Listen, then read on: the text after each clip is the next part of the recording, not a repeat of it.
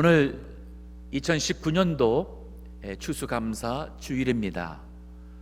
올 한 해도 하나님께서 우리에게 건강 주셨고 필요한 모든 것을 부족하지 않게 채워주심을 먼저 감사드리고, 또 우리 교회도 하나님의 은혜 안에 많은 성도님들이 오시고 또 은혜 안에 교회가 건강하게 세워져 가게 됨을 진심으로 감사드립니다. 오늘 본문의 말씀은 표면적으로 나타난 기뻐하고 감사하라는 그것을 넘어서서 여기 신령한 영적인 의미가 있습니다. 자, 이 내용을 우리 깊이 살펴보겠는데, 먼저 항상 기뻐하라 라고 하고 있습니다. 제가 질문하고 싶어요. 어제 하루 지내면서 항상 기뻐했습니까?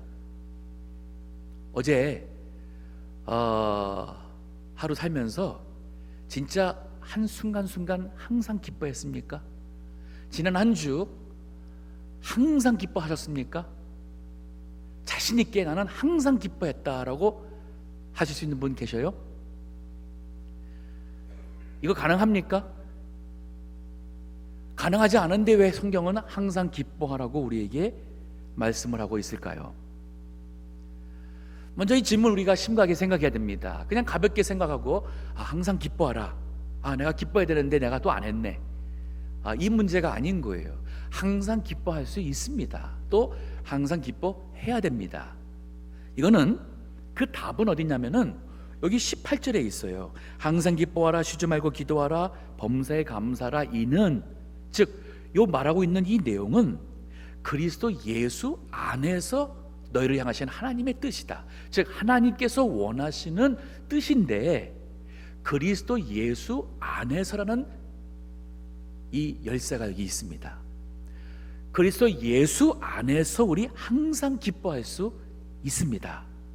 빌립보서 4장 4절을 보면은 사도 바울이 당시 로마 감옥에 있었습니다. 잘못한 게 있어서 감옥에 들어가서 고생하는 게 아니었어요.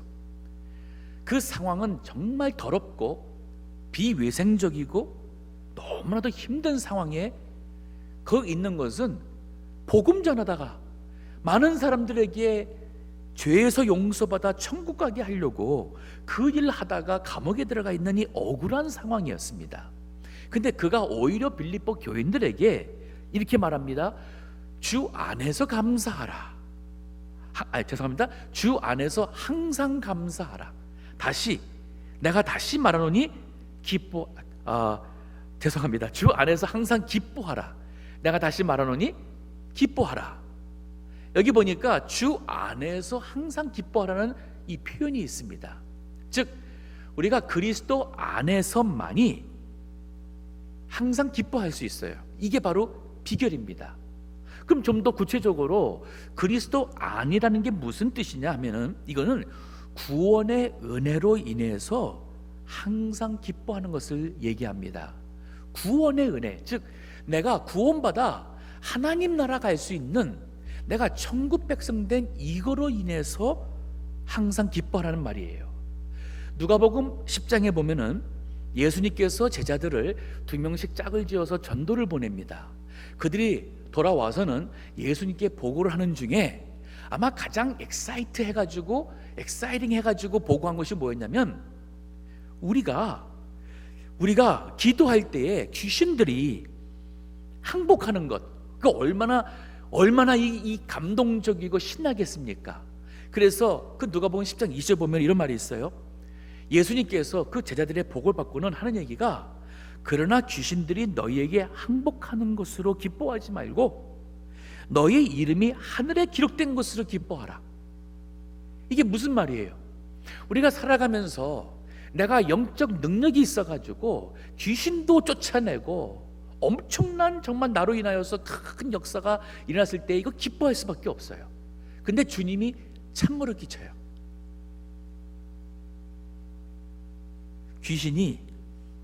귀신들이 너에게 항복한 것으로 기뻐하지 마. 찬물을 끼칩니다.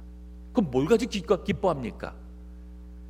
너의 이름이 하늘에 기록된 것으로 기뻐하라. 이거 언제 이루어졌어요? 예수님 처음 믿을 때 이루어졌잖아요.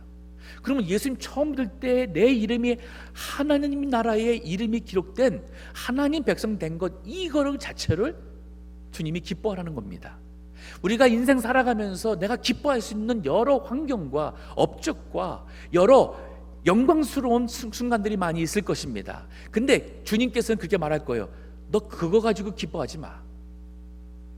내 이름이 하늘에 기록된 것으로 기뻐해. 이게 지금 예수님이 하시는 말씀이에요. 그러면 우리 항상 기뻐할 수 있잖아요. 내가 나 같은 죄인이 아무 공로 없이 정말 예수님을 믿는 믿음 때문에 나를 죄에서 용서해 주시고 나를 하나님의 자녀 삼아 주셔서 천국 갈 수 있게 해주신 이 구원을 생각한다면 우리는 이 세상에서 어떠한 환경과 어떠한 상황에서도 항상 기뻐할 수 있게 됩니다. 마태복음 5장 보게 되면 8복 중에서 8번째 복이 있습니다. 거기 예수님이 이런 말씀을 하셔요. 나를 인하여 너희를 욕하고 핍박하고 거짓으로 너희를 거스려 모든 악한 말을 할 때에는 너희에게 복이 있나니 기뻐하고 즐거워하라. 기뻐하고 즐거워하라는데 어떤 상황이냐면 예수님으로 인해서 내가 예수님 기뻐하는 일을 위하여 그 일을 하다가 전도하다가 내 믿음 지키다가 내가 욕먹습니다. 사람들이 나를 핍박합니다. 괴롭습니다. 심지어는 거짓으로 나를 거스려서 모든 악한 말로 이 불의한 일을 할 때에 오히려 우리에게 복이 있고 즐거워하고 기뻐할 수 있다는 말을 하는 거예요. 그러면서 마태복음 5장 12절 보면은 기뻐하고 즐거워하라. 하늘에서 너희의 상이 큼이라. 여기 포인트가 있어요. 하늘에서 너희의 상이 큼이라. 이 세상에서 일어나는 모든 일들이, 어떠한 일들도 내가 예수님을 믿는 믿음으로 그리스도 안에서 살아갈 때는 하늘에 나의 상이 큰 거예요. 그렇기 때문에 이 세상에 그 어떤 것도 나의 기쁨을 빼앗아갈 수가 없어요. 이게 바로 구원받은 사람만이 할 수 있는 것입니다. 이 세상 나가는 사람 중에서 아무리 성격이 좋고 아무리 성공을 한 사람이라도 이 기쁨 몰라요. 오직 예수 그리스도를 믿음으로 구원받은 우리 거듭난 크리스찬만이 항상 기뻐할 수 있는 그 복을 누릴 수가 있어요. 근데 우리가 이 복을 모르기 때문에, 그래서 우리에게 너는 구원받았으니까 그리스도 안에서 항상 기뻐할 수 있어, 기뻐해야 돼 하면서 오늘 본문에서 우리에게 권면해 주시는 거예요. 이 자리에 정말 나는 예수님 믿어서 거듭난 사람이라고 정말 하나님 앞에 겸손하게 확신할 수 있다면 이제부터는 기뻐하세요. 어떠한 일을 당해도 먼저 나 같은 죄인을 구원해 주신 하나님의 은혜를 기뻐하시고, 이럼에도 불구하고 나는 천국의 상이 있을 거니까 기뻐하고 우리는 기뻐할 수 있습니다. 우리 추수감사주의를 이 시대의 추수감사주의를 지나기 시작된 것은 1621년도 가을입니다. 신앙을 정말 자유롭게 하나님을 온전히 예배하고 믿음을 지키려 했던 사람들이 메이플라워라는 배를 타고 건너오게 되죠. 물론 거기는 다 크리스찬들은 아니었었습니다. 처음 올 때는 그들이 도착했을 때가 이미 겨울이 시작이 되었었고, 오는 2달 동안 오는 동안에 병으로 인해서 또 먹을 것이 없어서 이미 많은 사람들이 죽었고, 내렸을 때에도 너무 이 상이 헛구해가지고 내리지를 못했어요. 여전히 배에 머물면서 겨울을 지냈습니다. 그리고 봄에 와서야 이제 이 무트로 땅으로 나와서 그들이 농사를 하려고 할 때 하나님께서 인디안의 도움을 통해서 농사를 겨우 해가며 그 어려운 이 기간을 지났어요. 그리고 가을이 되었습니다. 그 추수하고 나서, 첫 추수를 하고 나서 하나님께 감사 예배를 드린 거예요. 근데 그 당시에 이미 고국에서 떠났던 사람의 절반 이상이 죽었습니다. 가족들이 다 죽었어요. 어떻게 기뻐할 수 있습니까? 근데 이거는 그들이 하나님께 감사 예배를 드린 것은 하나님을 믿었기 때문에 그런 거예요. 우리 믿는 사람들 속에 있는 이 기쁨은 세상의 그 무엇도, 사탄 마귀도 빼앗아갈 수 없습니다. 이거 우리의 받은 가장 큰 축복이에요. 자, 바울이 먼저 항상 기뻐하라. 그리스도 안에서 가능하죠? 구원의 은혜로 인해서 항상 기뻐하는 겁니다. 자, 여기에서 그 다음 나오는 게 뭐예요? 쉬지 말고 기도하라. 여기 기도한다는 것은, 자, 아까 말했듯이 우리가 기도한다는 것은 기도의 대상이 있습니다. 하나님이잖아요. 나를, 예수 믿는 나를 죄에서 구원해 주신 그 하나님께 기도하는 것은 뭐냐면 하나님과 나와 그리스도 안에서의 교제하는 거예요. 관계입니다. 무슨 기도가 주문 외듯이 내가 말만 잘하면은 뚝딱 떨어지는 그런 식의 기도 생각하신다면 아직 기도의 의미를 잘 모르시는 거예요. 따라서 구원받지 않은 사람은 진정한 살아있는 기도할 수 없어요. 쉬지 말고 기도라는 것은 바로 막힘이 없는, 끊어짐이 없는 하나님과 영적 교제, 그리스도 안에서 하라는 뜻입니다. 베드로는 이 표현을 베드로전서 4장 7절에 보게 되면은 만물의 마지막에 가까웠으니 그러므로 너희는 정신을 차리고 근신하여 기도하라, 이렇게 표현했어요. 정신을 차리고, 이 말이 뭐냐면 그만 내가 하나님과 영적 교제하는 것, 기도 생활이랄까, 순간순간 살아가면서 내가 계속 세상적인 것만 생각하는 거예요. 돈 벌 생각만 하고 있고, 나를 힘들게 하는 사람과의 관계 속에서 괴로워하고 있고, 내가 어떻게 대갚을까, 이런 생각만 하면서 살아가고 있습니다. 정신 차리라는 거예요. 우리 크리스천들이 그런 사람들이 아니에요. 우리는 그리스도 안에서 구원받은 이거 하나만 가지고, 이름이 천국에 있다는 이 자체만 가지고 나에 있는 것을 다 빼앗겨도 우리는 기뻐할 수 있는 사람이에요. 그 기뻐는 하는 것은 그리스도 안에서 하나님과 영적 교제 가운데서 그 기쁨이 나오는 것인데, 이걸 쉬지 말고 기도하라는 말이에요. 우리 생활 속에서 예배할 때만 하나님께 예배하고 기도하고 하나님의 말씀, 은혜 가운데서 참 좋다, 이것이 아니라 잠자리에 일어났을 때에 처음 내 머릿속에 떠오르는 생각이 하나님 참 감사합니다, 또 새 날에 새 생명을 주셨네요, 이날 참 하루 하나님 기뻐하시는 삶이 되기를 원합니다. 혹시 새벽 기도를 들으시면은, 또 나오셨으면은 기도 뭘 하겠어요? 가장 먼저 오늘 해야 될 일들 생각하며 하나님 도와주세요. 어떤 결정 내리 있다면은 하나님이 기뻐하시는 그 뜻을 내가 분별하여 그거를 선택할 수 있도록 저를 도와주세요.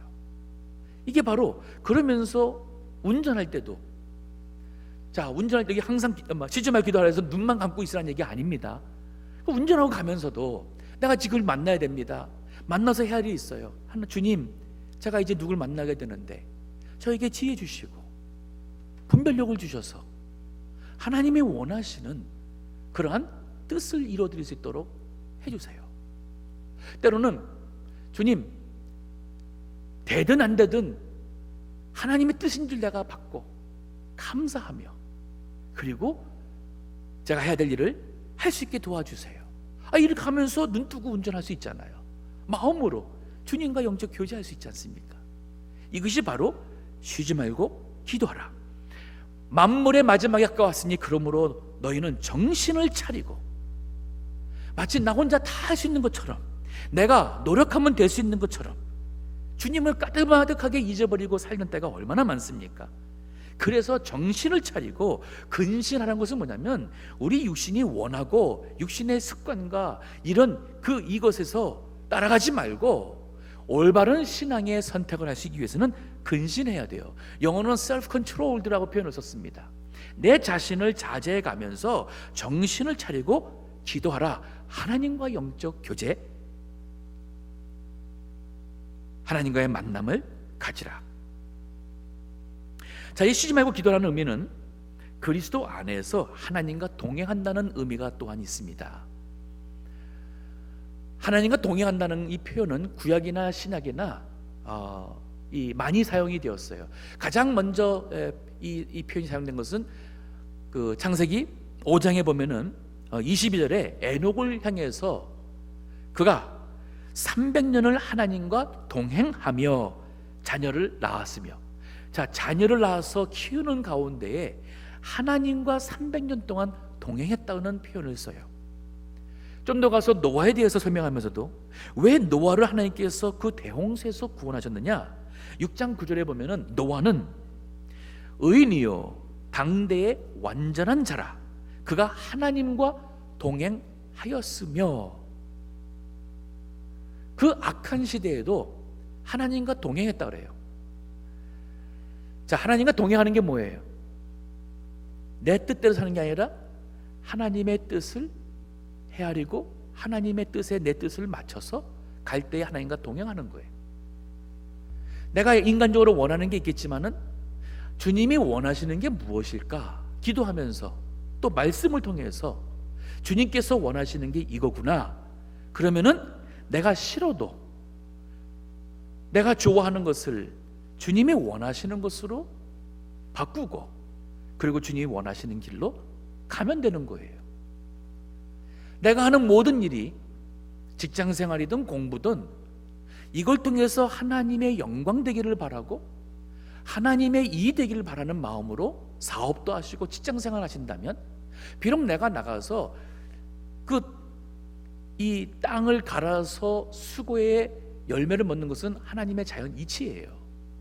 즉 우리가 공부해야 되고 일해야 되는 것은 자연 이치입니다.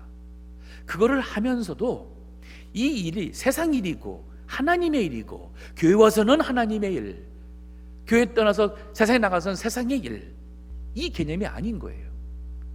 내가 비록 먹고 살기 위해서 이 일을 하지만 이 사업체가 주님의 사업체고, 또 내가 하는 일이 하나님의 일이 될 수 있도록 주님께서 이걸 통해서 하나님께서 하고자 하시는 일, 전도랄까, 그리스도의 향기를 나타내는 것이랄까, 누구에게 힘을 실어주고 누구를 위해서 기도함으로써 참 그에게 은혜가 임해가 하는 일이랄까, 이 모든 것이 내가 하는 일이 주님의 일이 되기를 소원해 산다면, 그러면 우리가 하나님과 동행하는 거잖아요. 이것이 바로 쉬지 말고 기도하라 하는 그 뜻이에요. 우리 신약에 와서는 이것을 그리스도 안에 거한다는 표현을 씁니다. 요한복음 15장에 4절에 보니까 예수님께서 내 안에 거하라, 나도 너희 안에 거하리라. 가지가 포도나무에 붙어 있지 아니하면 절로 과실을 맺을 수 없음 같이 너희도 내 안에 거하지 아니하면 그러하리라. 가지가 나무에 붙어 있는 것 같이 우리도 예수님 안에 있고 예수님이 우리 안에 있으면 열매 맺는다는 거예요.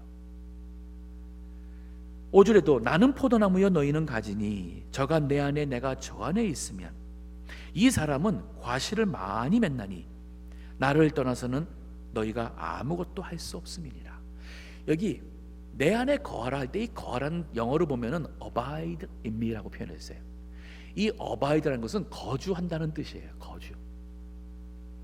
그냥 잠시 기도할 때만 예수님 안에, 예수의 마음을 내 마음에 헤아리는 것이 아니라 우리의 삶 자체가 예수님 안에 거하는 거예요. 주님을 믿는 마음이고 주님의 사랑과 은혜 안에 거하는 것이고, 그래서 주님이 원하시는 뜻을 안에 거하기를 원하고, 또 주님이 내 안에 거하시니까 주님의 말씀이 내 안에서 역사하시는 거예요. 우리 성령이 진리의 성령이라 하지 않습니까?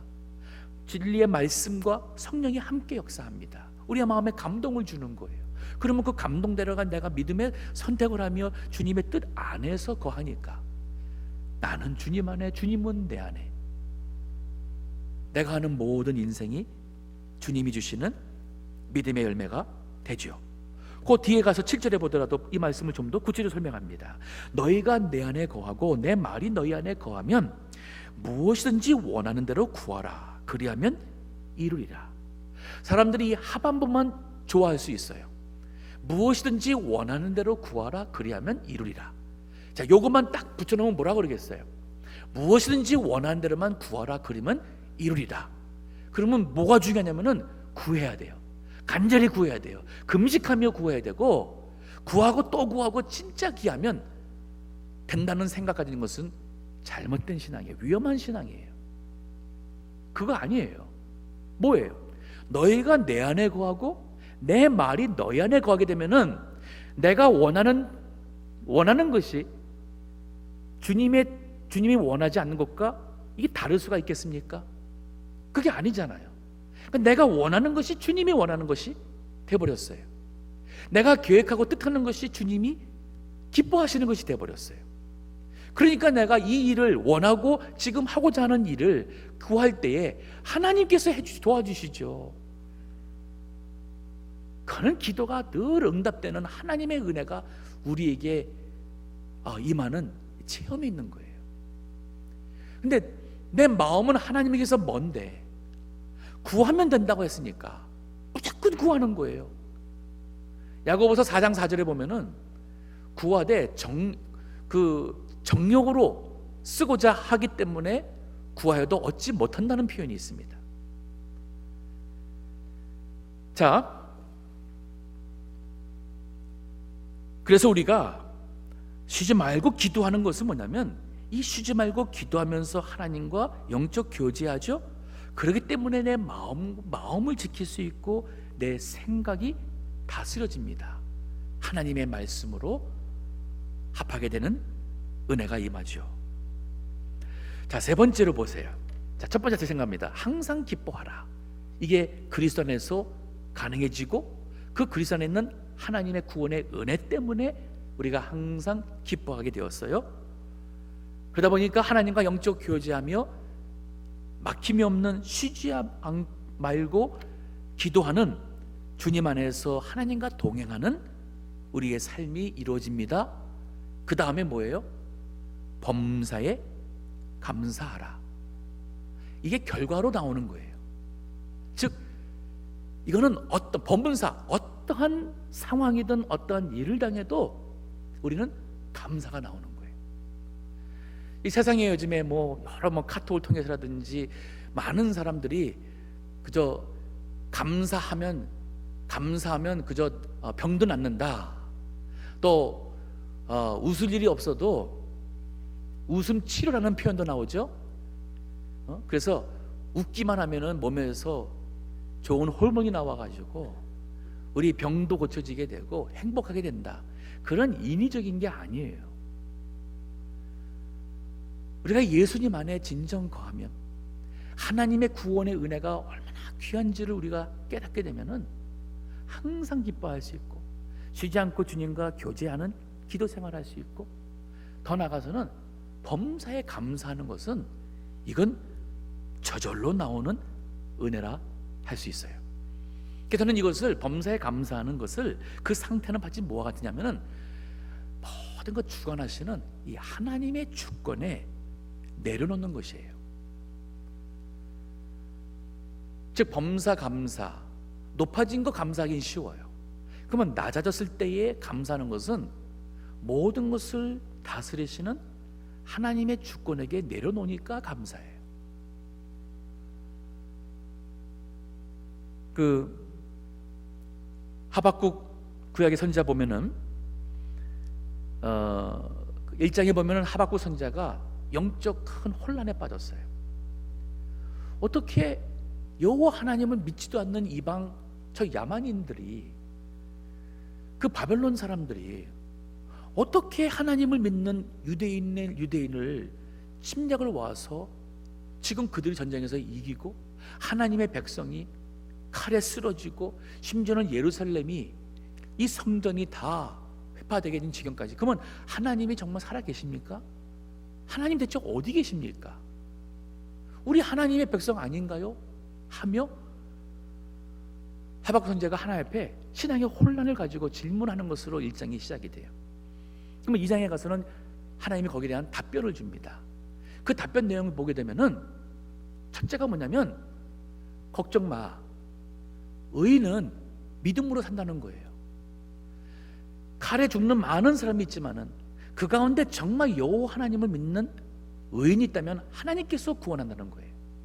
그러면서 하는 얘기가 지금 하나님의 백성이라고 하는 이 유대인들이 얼마나 많은 죄를 범하고 얼마나 거짓되고 얼마나 교만하고 하나님께서 하나님의 백성이라도 그 죄와 우상 섬기는 모든 것에서 심판하시는 하나님이라는 것을, 즉 하나님이 하시는 것은 공의롭고 틀림이 없다는 사실을 하박국에게 깨우쳐줘요.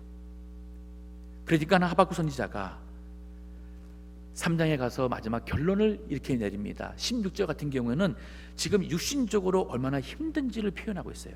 내가 들었으므로, 즉 지금 이 야만인 이방 사람들이 오는 그 소리를 듣고 있습니다.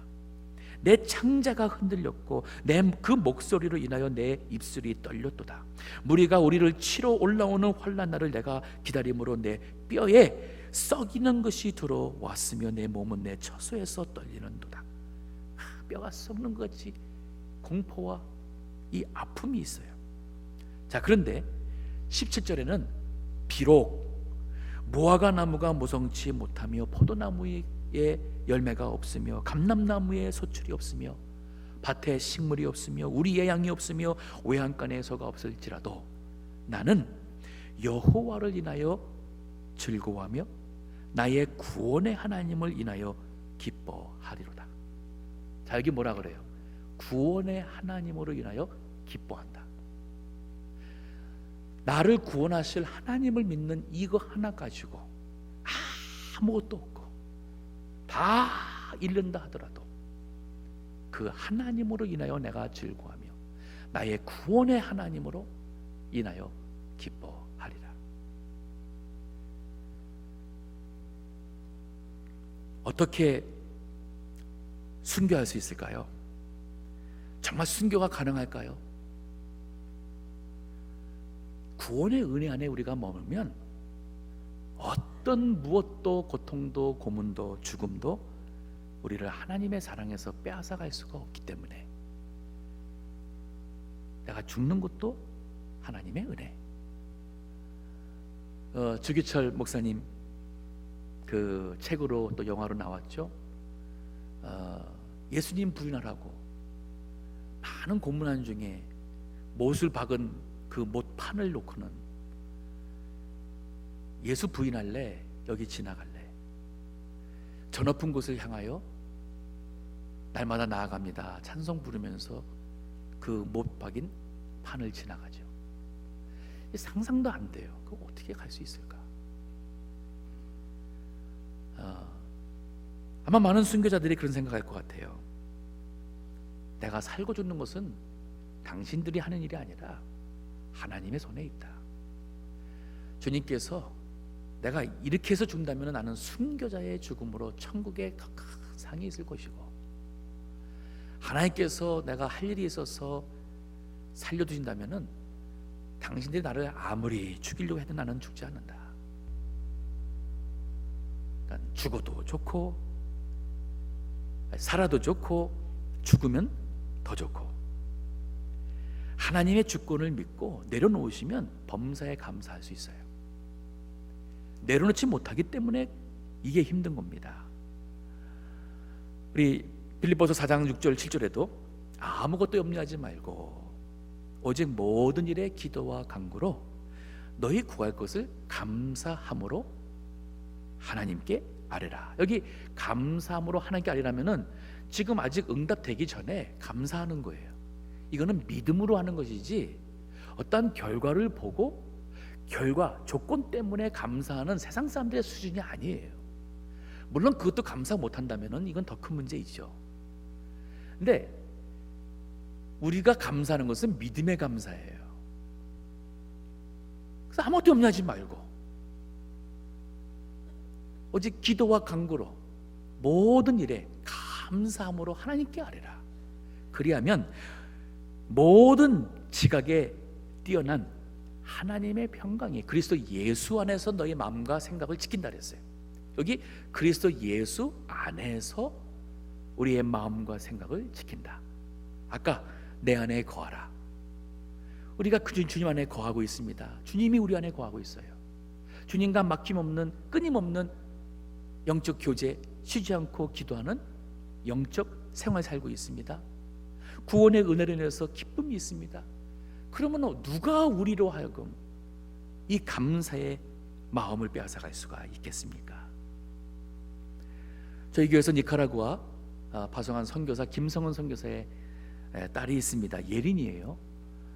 태어나면서 심장에 문제가 있게 태어나서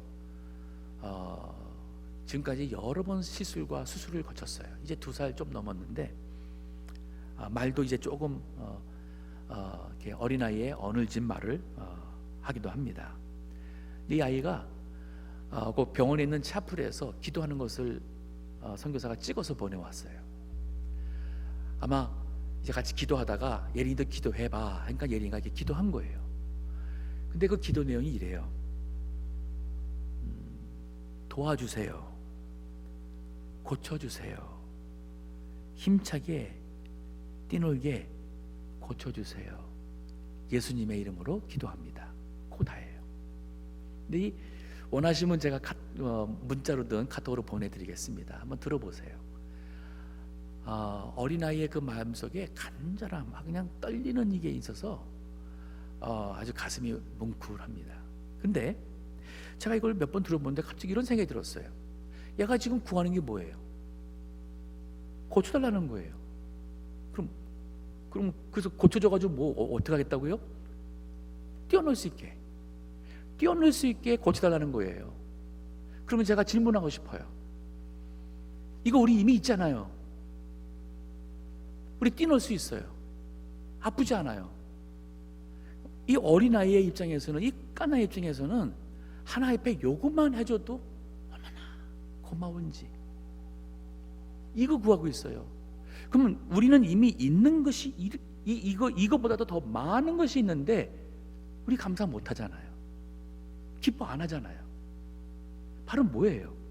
문제는 뭐냐면 우리의 믿음의 상태예요. 우리의 마음이에요. 있을 때에 그 가치를 모르면 행복을 알 수가 없습니다. 하나님의 은혜로 오는 기쁨과 축복을 누리지 못해요. 있는 것을, 나에게 있는 것, 그 있을 때의 그 가치를 아는 게 바로 행복의 순간이에요. 우리 옛날 얘기하면서 그때 참 좋았다고 얘기하죠. 근데 사실 그때 뭐가 좋아요? 상황적으로 고생하고 막 이거 얘기하면서 근데 그때가 참 좋았어. 왜 그러냐면은 그 지금의 기준에서는 참 많이 없었어요. 근데 라면 한 그릇 하나 끓여가지고 서로 싸우면서 먹겠다고 머리 띠면서 이 냄비에다가 뭐예요? 그 양은 냄비인가? 하면서 먹던 그 시절이 참 좋았어. 그게 지금 기준에서는 좋을 이유가 없어요. 근데 지나고 보니까 그래도 그 라면 하나 가지고 이렇게 먹던 그 시절이 좋았다? 그립다? 그러면 지금 한번 생각해 보세요. 지금 나에게 있는 이 많은 것들의 가치를 알고 여기에서 하나님께 감사의 기도를 드릴 수 있다면, 이 예린이가, 이 어린아이가 나 학교 가고 싶어요. 이 다음에 커서 뭐가 되고 싶어요. 나 예뻐지게 해주세요. 우리가 지금 구하고 있는 많은 그것은 전혀 얘에게는 마음이 없어요. 그냥 뛰어놀 수 있게 고쳐달라는 것, 이게 얼마나 귀한 것을 우리가 모르고 살고 있잖아요. 그리스도 안에서 감사할 수 있습니다. 지금 우리는 다 행복할 수 있는 사람이에요. 오늘도 정말 행복할 수 있고 너무 하나님께 감사하고 예수님 안에서 너무 기쁘고 정말 어떻게 말로 표현할 수 없이 우리는 복받은 사람이라 고백이 나와야 돼요. 그 히브리서 요 말이 바로 뭐냐면 히브리서 13장 15절 보면 이러므로 우리가 예수로 말미암아 항상 찬미의 제사를 하나님께 드리자. 자, 여기 예수로 말미암아라는 것은 예수님 안에서라는 뜻이죠. 지금까지 제가 얘기했던 바로 그 말이에요. 오늘 제목이 감사는 관계다라는 제 표현을 썼어요. 구원받는 것도 그리스도 안에서 하나님과의 관계고, 신앙이라는 것은 주님과 나와의 관계예요. 이 감사가 주님을 모르는 사람은, 구원받지 않은 사람은 불가능한 거예요. 그래서 이 감사가 그리스도로 말미암아 항상 찬미의 제사를 하나님께 드리자. 찬미의 제사는 뭐냐면 찬송하는 거예요. 하나님께 찬송드리자는 거예요. 예수님으로 말미암아 이 찬미의 제사, 찬송을 하나님께 드리자.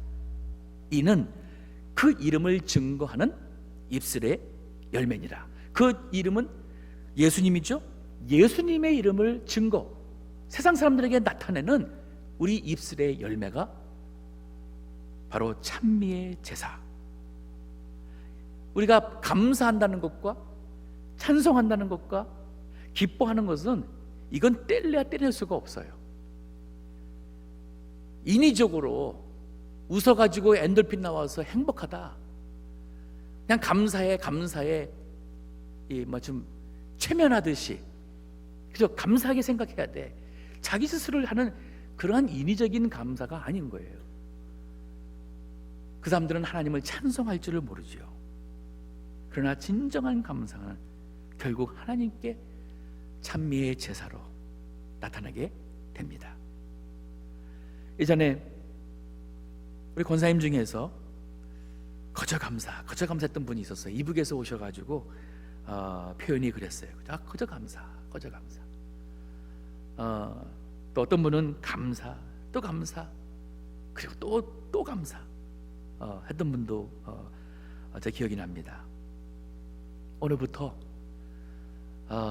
저만 남은 여생을 그리스도 안에서 항상 기뻐하시고 쉬지 말고 기도하며 하나님과 동행하시고, 그리고 어떤 일을 당해도 범사에 감사하며 찬미의 제사를 하나님께 드리시는 모든 주의 백성 복을 받으시기를 간절히 축원합니다.